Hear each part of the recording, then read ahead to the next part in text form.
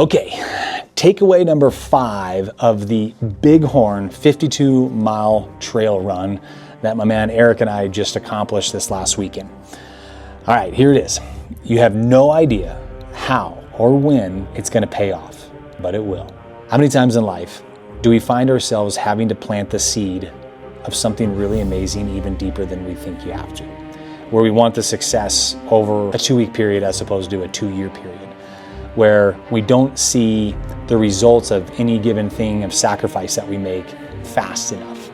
During this race, what I recognized was, one, that we had prepared so hard and so well for this. Our nutrition was on point, our gear was on point, the decisions that we were making were on point, everything was absolutely amazing. But here's what I didn't think would happen.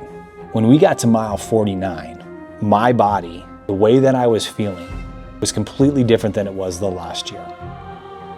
During the 32-mile race that I accomplished last year, that I finished last year, I really felt like I was gonna die. I felt it was absolutely miserable. At mile 14, my body was cramping so bad I didn't know that I could actually go on. At the end of that race, the last 5.5 miles of the 32-miler Bighorn Trail Run were absolutely painful and miserable for me. And I never wanted to go back to that pain cave.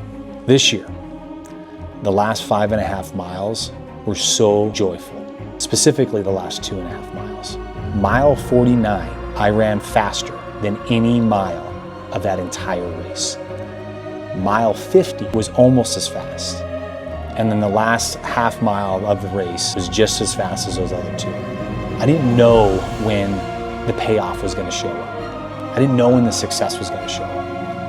It just so happened to show up at the last part of the race. What a great memory for me, but what a great metaphor for me about sacrificing things until you know they actually are accomplished. Because eventually you'll get there. And I was reminded of that this last race. It happened to be at the 13th hour at 12:51, but we got there. And man, does it ever feel good.